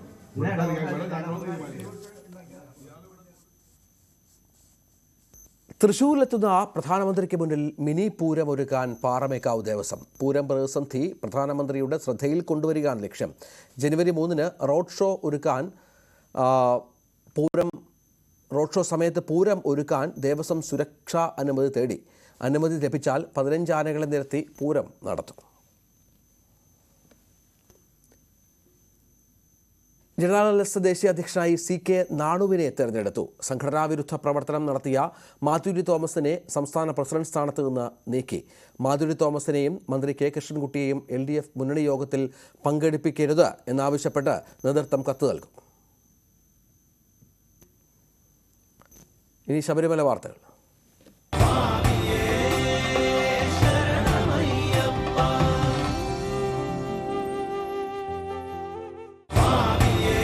ശബരീശ ദർശനം നിങ്ങൾക്കായി സമർപ്പിക്കുന്നത് വ്രതശുദ്ധിയുടെയും നന്മയുടെയും നാളുകൾ പരിശുദ്ധമാക്കാം മിൽമയ്ക്കൊപ്പം. മിൽമ, കേരളം കണികണ്ടുണരുന്ന നന്മ. മകരവിളക്ക് ഉത്സവത്തിനായി ഡിസംബർ 30-ന് വൈകിട്ട് ശബരിമല നട തുറക്കും. ജനുവരി 15-നാണ് മകരവിളക്ക്. അന്ന് വെളുപ്പിന് 2:46-ന് മകരസംക്രമ പൂജ നടക്കും. പതിവ് പൂജകൾക്ക് ശേഷം വൈകിട്ട് 5 മണിക്ക് നട തുറക്കും. 19-നാണ് ശരംകുത്തിയിലേക്ക് എഴുന്നള്ളത്ത്. ജനുവരി 20 വരെ ഭക്തർക്ക് ദർശനത്തിനുള്ള സൗകര്യമുണ്ടായിരിക്കും. തിരക്കേറിയ മണ്ഡലകാലത്തിന് ശേഷം മകരവിളക്ക് സീസൺ തുടങ്ങാനിരിക്കെ ദേവസ്വം ബോർഡിന് മുൻപിൽ വെല്ലുവിളികൾ നിരവധിയാണ്. പമ്പയിൽ ചെറുവാഹനങ്ങൾ പാർക്ക് ചെയ്യാൻ അനുവാദം കിട്ടിയാൽ അയ്യപ്പന്മാരുടെ വാഹനങ്ങൾ വഴിയിൽ തടയുന്നത് അടക്കമുള്ള പ്രശ്നങ്ങൾ പരിഹരിക്കാമെന്നാണ് ദേവസ്വം ബോർഡിന്റെ പ്രതീക്ഷ. ശബരിപാതയിൽ കുടിവെള്ളം പോലും കിട്ടാത്ത പ്രശ്നങ്ങൾക്കും പ്രതിവിധി കണ്ടെത്തണം. മുൻ വർഷങ്ങളെക്കാൾ തീർത്ഥാടകർ സന്നിധാനത്തെത്തിയ മണ്ഡലകാലമാണ് ഇത്തവണത്തേത്. പമ്പ മുതൽ സന്നിധാനം വരെ തീർത്ഥാടകരെ കൊണ്ട് നിറഞ്ഞപ്പോൾ അയ്യപ്പന്മാരുടെ വാഹനങ്ങൾ പലയിടങ്ങളിൽ പലവട്ടം പിടിച്ചിടേണ്ടി വന്നു. പമ്പ മുതൽ സന്നിധാനം വരെ 20 മണിക്കൂറോളം വരി നിന്നാണ് തീർത്ഥാടകർ ദർശനം നടത്തിയത്. പലപ്പോഴും കുടിവെള്ളം പോലും കിട്ടാതെ അയ്യപ്പന്മാർ ദുരിതത്തിലായി. പോലീസ് നിയന്ത്രണങ്ങളെല്ലാം പാളിപ്പോകുന്ന നില പലവട്ടം വന്നു. അപകടങ്ങൾ വഴിമാറിയത് തലനാരിഴയ്ക്ക്. മനുഷ്യസാധ്യമായ എല്ലാം ചെയ്യുന്നുവെന്നും ദേവസ്വത്തിനും സർക്കാരിനുമെല്ലാം പരിമിതികളുണ്ട് എന്നും മന്ത്രി തന്നെ പറയുന്നു. ഇവിടെ മനുഷ്യസാധ്യമായിട്ടുള്ള എല്ലാ സൗകര്യങ്ങളും ഒരുക്കിയിട്ടുണ്ട്. നമ്മുടെ എല്ലാം പ്രതീക്ഷയ്ക്ക് അപ്പുറത്തുള്ള ഭക്തരുടെ ഒഴുക്കാണ് ഉണ്ടായിക്കൊണ്ടിരിക്കുന്നത്. കുറേ കൂടി ഇനി അടുത്ത സീസൺ എന്ന് പറയുന്നത് കുറച്ചും കൂടി തിരക്ക് കൂടാൻ സാധ്യതയുണ്ട്. 30-ാം തീയതി നട തുറക്കുമ്പോൾ തീർച്ചയായിട്ടും കൂടുതൽ ഭക്തരെത്താൻ സാധ്യതയുണ്ട്. അപ്പോൾ അതനുസരിച്ചുള്ള സൗകര്യങ്ങൾ വർദ്ധിപ്പിക്കുന്നതിനെക്കുറിച്ച് ഇപ്പോൾ ഉദ്യോഗസ്ഥ തലത്തിൽ ചർച്ച നടത്തിയിട്ടുണ്ട്. പോലീസ് ഡിപ്പാർട്ട്മെൻറ്റായിട്ട് ചർച്ച നടത്തിയിട്ടുണ്ട്. ദേവസ്വം അതുപോലെ മറ്റ് ഡിപ്പാർട്ട്മെൻറ്റ് ചർച്ച നടത്തിയിട്ടുണ്ട്. അയ്യപ്പ സേവാ സംഘം പോലെ മുൻ വർഷങ്ങളിൽ സന്നിധാനത്ത് മികച്ച സേവനം നൽകിയവരെ കോടതി വിധിയുടെ കാരണം പറഞ്ഞ് അകറ്റി നിർത്തിയതിന്റെ പ്രശ്നങ്ങളാണ് പലതുമെന്ന ആക്ഷേപവും ശക്തമാണ്. കുടിവെള്ള വിതരണം മുതൽ കുഴഞ്ഞു വീഴുന്നവരെ ആശുപത്രിയിൽ എത്തിക്കുന്നതിൽ വരെ അയ്യപ്പ സേവാ സംഘത്തിന്റെ പ്രവർത്തനങ്ങൾ മാതൃകാപരമായിരുന്നു. അവർക്ക് പകരം ഈ സേവനം നൽകുന്നതിൽ ദേവസ്വം ബോർഡിന് സാധിച്ചതുമില്ല. ഇനി കൂടുതൽ അയ്യപ്പന്മാർ സന്നിധാനത്തെത്തുന്ന മകരവിളക്ക് കാലം. പമ്പയിലെ പാർക്കിങ്ങിൽ കോടതി അനുകൂല നിലപാടെടുത്താൽ ദേവസ്വം ബോർഡിന് അത് വലിയ ആശ്വാസമാകും. ഒപ്പം കുടിവെള്ളം, ലഘുഭക്ഷണ വിതരണം മുതൽ അടിയന്തര സേവനങ്ങൾ വരെ പരിഹരിക്കേണ്ട പ്രശ്നങ്ങൾ ഏറെയുണ്ട്. മണ്ഡലകാലത്തേക്കാൾ തീർത്ഥാടകരെത്തിയാൽ അത് ഇരട്ടി വെല്ലുവിളിയാകും. അഭൂതപൂർവമായ തിരക്കനുഭവപ്പെട്ട ദിവസങ്ങളിലെല്ലാം സന്നിധാനത്തെത്തിയ തീർത്ഥാടകർക്ക് നേരിടേണ്ടി വന്നത് സമാനതകളില്ലാത്ത ബുദ്ധിമുട്ടുകളാണ്. മുന്നൊരുക്കങ്ങളിൽ ചില പ്രശ്നങ്ങളുണ്ടെന്നും പരിഹരിക്കേണ്ട കാര്യങ്ങളുണ്ടെന്നും മന്ത്രി കെ രാധാകൃഷ്ണൻ തന്നെ പറയാതെ പറയുമ്പോൾ മകരവിളക്ക് തീർത്ഥാടന കാലത്തിന് മുൻപ് എന്തെല്ലാം പ്രശ്നങ്ങൾ പരിഹരിക്കുമെന്നതാണ് ഇനി കണ്ടറിയേണ്ടത്. സന്നിധാനത്ത് നിന്നും KP ധനേഷിനൊപ്പം CV അനുമോദ്, ന്യൂസ് 18. പത്തനംതിട്ട കുമ്പഴയിൽ അയ്യപ്പ ഭക്തർ സഞ്ചരിച്ചിരുന്ന കാറ് പാലത്തിന് മുകളിൽ നിന്ന് താഴേക്ക് മറിഞ്ഞു. തമിഴ്നാട് സ്വദേശികളായ 4 അയ്യപ്പ ഭക്തർക്ക് പരിക്കേറ്റു. പരിക്കേറ്റവരെ പത്തനംതിട്ട ജനറൽ ആശുപത്രിയിൽ പ്രവേശിപ്പിച്ചു. ദർശനം കഴിഞ്ഞ് മടങ്ങിയവരാണ് അപകടത്തിൽപ്പെട്ടത്. ഡ്രൈവർ ഉറങ്ങിപ്പോയതാണ് അപകടത്തിന് കാരണമെന്ന് പോലീസ് പറഞ്ഞു. ആരുടെയും പരിക്ക് ഗുരുതരമല്ല.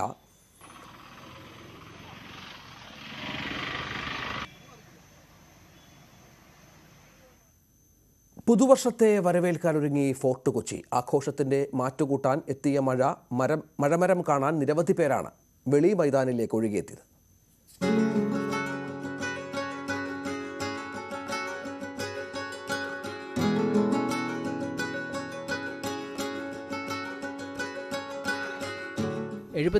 ബൾബുകളുള്ള 1500 സീരിയൽ ലൈറ്റുകളും 180 നക്ഷത്രങ്ങളും ഉൾപ്പെടെ 8 ലക്ഷം രൂപ മുടക്കി നിർമ്മിച്ച ഈ മഴമരം കാണാൻ വിദേശികളടക്കം ഫോർട്ട് കൊച്ചിയിലേക്ക് എത്തുന്നുണ്ട്. യുണൈറ്റഡ് ക്ലബിൻ്റെ 100-ലധികം യുവാക്കൾ ചേർന്നാണ് മഴമരത്തെ അണിയിച്ചൊരുക്കിയത്. കൊച്ചി കാർണിവലിനെത്തുന്നവർക്ക് ഇതൊരു നവ്യ അനുഭവമാകും.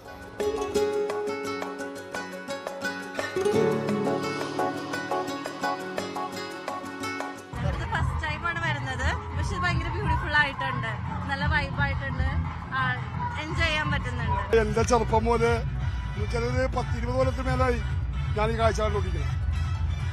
നല്ല രീതിയിലുള്ള പരിപാടിയോടെ നടന്നുകൊണ്ടിരിക്കണം. ഈ വർഷം എല്ലാ കൊല്ലത്തിലും ആൾക്കാർ കൂടുതലാണ്. എല്ലാ കൊല്ലം 3 ലക്ഷം ആണെങ്കിൽ ഈ കൊല്ലം 9 ലക്ഷമാണ്. പ്രതീക്ഷയുടെ പുതിയ വർഷത്തിലേക്ക് കടക്കാൻ ഇനി ദിവസങ്ങൾ മാത്രം ശേഷിക്കെ ആ ആഘോഷരാത്രിക്കായി കാത്തിരിക്കുകയാണ് കൊച്ചിക്കാർ. പുതുവർഷ പുലരിയിൽ പരേഡ് ഗ്രൗണ്ടിലെ പാപ്പാഞ്ഞിയെ കത്തിച്ചുകൊണ്ടാണ് കാർണിവൽ അവസാനിക്കുന്നത്.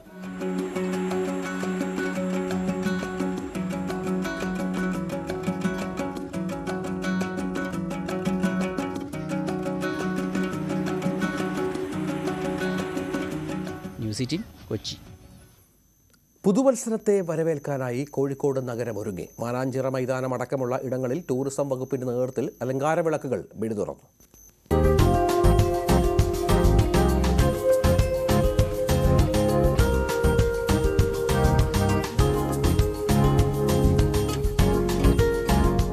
പുതുവത്സരാഘോഷങ്ങളുടെ ഭാഗമായി തിരുവനന്തപുരം നഗരത്തിൽ നടത്തിയ ദീപാലങ്കാരം വൻ വിജയമായ സാഹചര്യത്തിലാണ് തീം അധിഷ്ഠിത വെളിച്ചവിന്യാസം ഇത്തവണ കോഴിക്കോട് നഗരത്തിലും ഒരുക്കിയിരിക്കുന്നത്.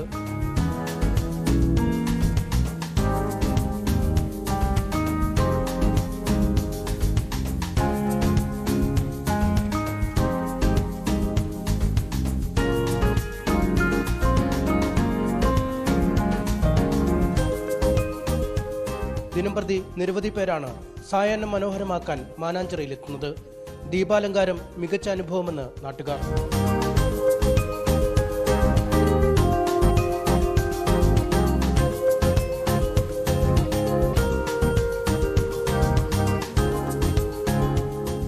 നമ്മള് സെറ്റ് ആക്കും. ഇവിടെ നല്ല ലൈറ്റിങ്സ്, നല്ല കാര്യങ്ങളൊക്കെ, കുറെ ഫോട്ടോ ഒക്കെ എടുത്ത് നല്ല അടിപൊളിയാണ് സംഗതി. ഓരോ സെറ്റിങ്സ് ഒക്കെ നല്ല അടിപൊളിയാണ്.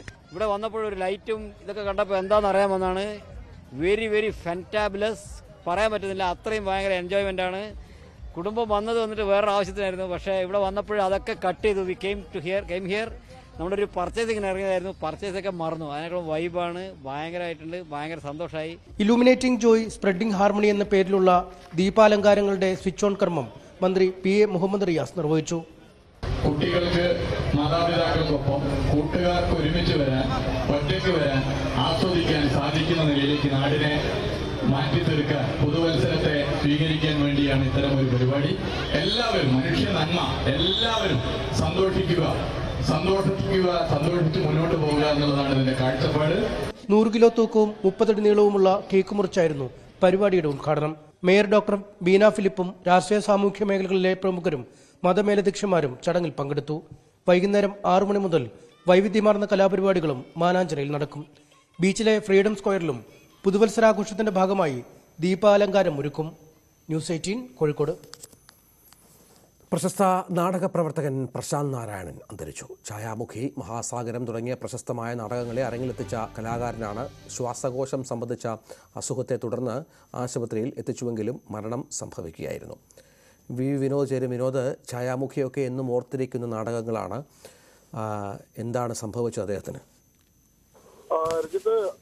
രാവിലെയോടെ പ്രശാന്തിന്റെ വീട്ടിൽ പ്രശാന്ത് സുഹൃത്തുക്കളാണ്. അവർ വീട്ടിലെത്തുമ്പോൾ അദ്ദേഹം അവശനിലയിലായിരുന്നു എന്നാണ് പറയുന്നത്. നേരത്തെ തന്നെ വൃക്കരോഗം ഉണ്ടായിരുന്നു. ഡയാലിസിസ് ഉൾപ്പെടെയുള്ള കാര്യങ്ങൾ നടത്തിയിരുന്നു.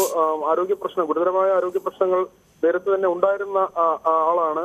ഈ ചികിത്സയുടെ ഭാഗമായി തന്നെ തൊട്ട് മുൻപ് കഴിഞ്ഞ ദിവസങ്ങളിലൊക്കെയും ആശുപത്രിയിൽ എത്തിയിരുന്നു. അതിനുശേഷം വീട്ടിലേക്ക് മടങ്ങുകയും പിന്നീട് അവശനിലയിൽ കണ്ടെത്തുകയുമായിരുന്നു.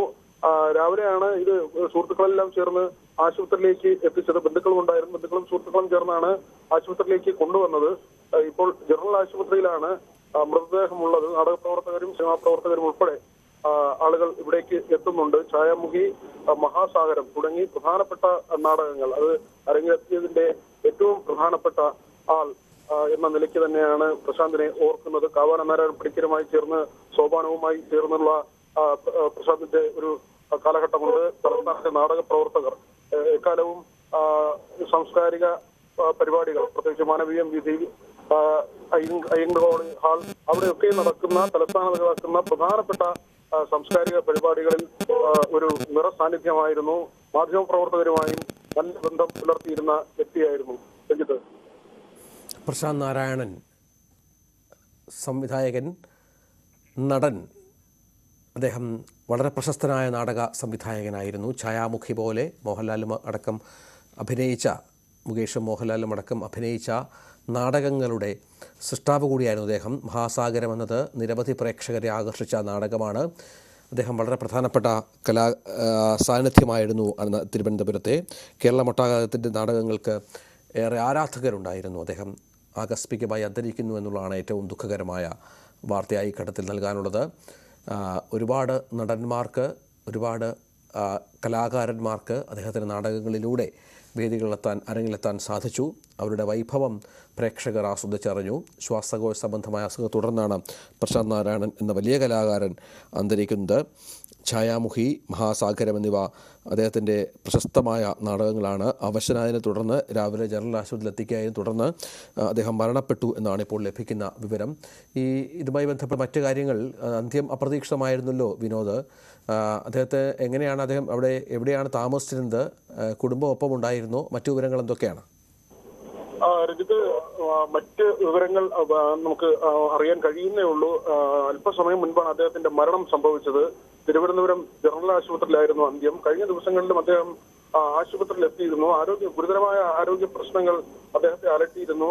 വൃക്ക സംബന്ധമായ അസുഖമുണ്ടായിരുന്നു. ഡയാലിസിസ് ചെയ്തുകൊണ്ടിരിക്കുകയായിരുന്നു എന്നാണ് അദ്ദേഹത്തിന്റെ സുഹൃത്തുക്കൾ ഇപ്പോൾ നമ്മളോട് പറയുന്നത്. അദ്ദേഹത്തിന് നേരത്തെ തന്നെ ചില ആരോഗ്യ പ്രശ്നങ്ങൾ അലട്ടിയിരുന്നു എന്നതാണ്. ഇന്ന് രാവിലെ അവശനായി വീട്ടിൽ കണ്ടെത്തുകയും തുടർന്ന് ആശുപത്രിയിലേക്ക് എത്തിക്കുകയുമായിരുന്നു. രഞ്ജിത്ത് പറഞ്ഞതുപോലെ തന്നെ വലിയ ഒരു കലാസപര്യ, അങ്ങനെ ഒരു ജീവിതം ഉള്ള ആള് തന്നെയാണ്.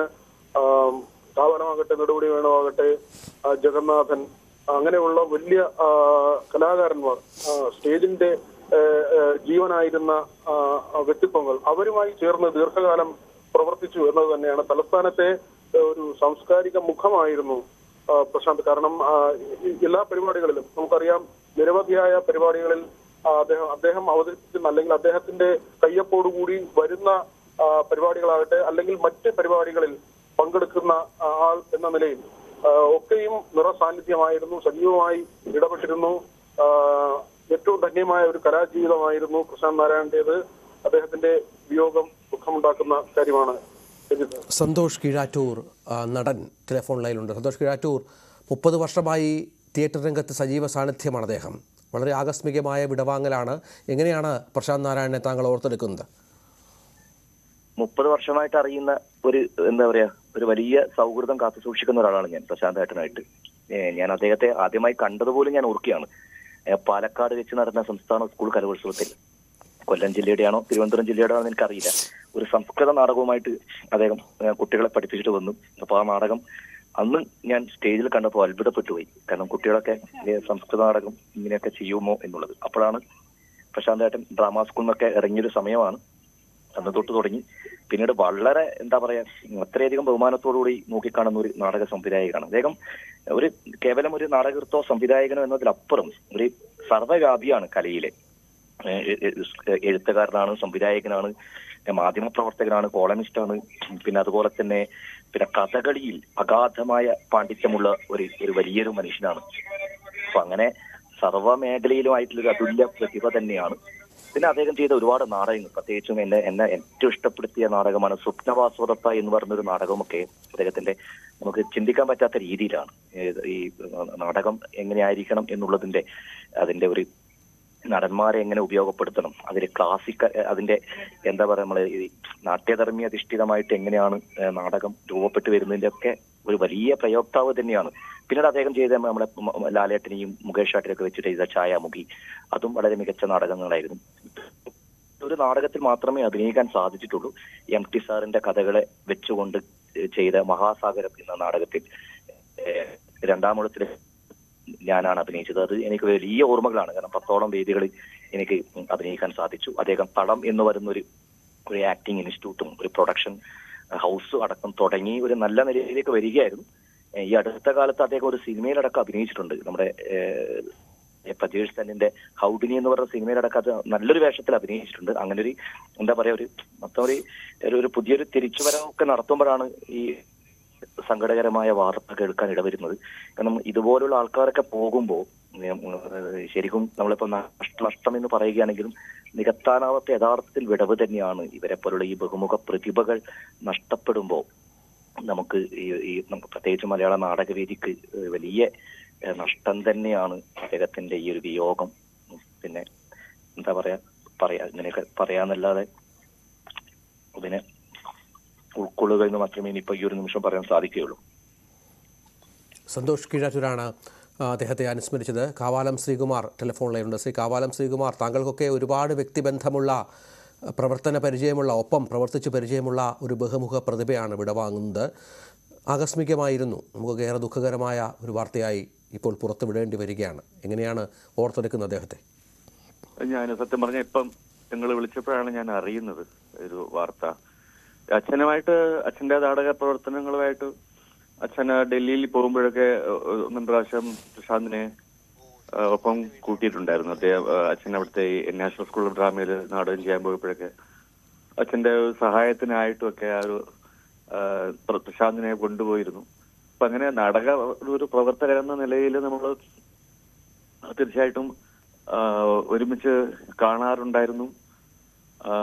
അച്ഛന്റെ പ്രവർത്തനങ്ങളിലും ഒക്കെ ഇടയ്ക്ക് വന്ന് കാണുമായിരുന്നു. പിന്നെ ഈ പ്രശാന്തിന്റെ ഏറ്റവും വളരെ പ്രസിദ്ധമായിട്ടുള്ള ഈ ഛായാമുഖി എന്നുള്ള നാടകവും ഒക്കെ ചെയ്യുമ്പോഴൊക്കെ തന്നെ അച്ഛനുമായിട്ടൊരു ഇടയ്ക്ക് സംസാരിക്കുമായിരുന്നു. അപ്പൊ അങ്ങനെ ഒരു വലിയൊരു നഷ്ടം തന്നെയാണ്. തീർച്ചയായിട്ടും വളരെ ഊർജ്ജസ്വലനായി നിന്ന് നാടക പ്രവർത്തനം ചെയ്യുകയും ഒക്കെ ചെയ്ത ഒരു വ്യക്തി പെട്ടെന്നൊരു സുപ്രഭാതത്തിൽ പോവുക എന്ന് പറയുന്നത് തീർച്ചയായിട്ടും ഒരു നാടക ലോകത്തിന് വലിയൊരു നഷ്ടം തന്നെയാണ്. കാരണം ഇപ്പം എനിക്ക് അടുത്തിടെ ഇപ്പൊ കണ്ടുവരുന്നത് എല്ലാവരും പല ചെറുപ്പക്കാരും ഇങ്ങനെ വളരെ ഒരു നോട്ടീസും ഇല്ലാതെ പോകുന്ന ഒരു കാലഘട്ടം, പല ആൾക്കാരുടെ മരണം ഞാൻ ഇപ്പൊ കേട്ടു. വല്ലാത്തൊരു കാലഘട്ടം തന്നെയാണ് അത്. വളരെ പ്രതിഭകളായിട്ടുള്ള ആൾക്കാരൊക്കെ നിമിഷ നേരം കൊണ്ട് നമ്മൾ വിചാരിച്ചിരിക്കാത്ത ഒരു നേരം കൊണ്ട് അപ്രത്യക്ഷമാവുക എന്നൊക്കെ പറയുന്നത് വല്ലാത്തൊരു സങ്കടകരമായ അവസ്ഥ തന്നെയാണ്. ശ്രീ കാവാലം ശ്രീകുമാറാണ് അദ്ദേഹത്തെ അനുസ്മരിച്ചത്. പ്രശാന്ത് നാരായണൻ 30 വർഷമായി തിയേറ്റർ രംഗത്തെ നിറസാന്നിധ്യം. അദ്ദേഹം ആകസ്മികമായി വിടവാങ്ങിയിരിക്കുന്നു എന്നുള്ളതാണ് ദുഃഖകരമായ വാർത്ത. ഇനി സ്വർണം, വെള്ളി, പ്ലാറ്റിനം നിരക്കുകൾ. തരകൻസ് റോയൽ ജ്വല്ലറി ഇന്നത്തെ സ്വർണ്ണവില ബ്രോട്ട് യു ബൈ പൈതൃകത്തിന്റെ പൊന്നിന് പുതുമയുടെ മുദ്രണം. Tharakans royal jewellery, Kunnamkulam. സ്വർണം ഗ്രാമിന് 5870, പവന് 46,960, വെള്ളി ഗ്രാമിന് 81, കിലോയ്ക്ക് 81,000, പ്ലാറ്റിനം ഗ്രാമിന് 3525. തരകൻസ് റോയൽ ജ്വല്ലറി ഇന്നത്തെ സ്വർണ്ണവില ബ്രോട്ട് യു ബൈ പൈതൃകത്തിന്റെ പൊന്നിന് പുതുമയുടെ മുദ്രണം. Tharakans royal jewellery, Kunnamkulam.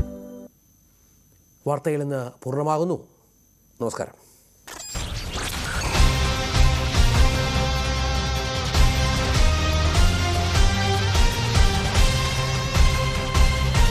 ഈ പരിപാടി സിനിമയിൽ വ്യക്തിമുദ്ര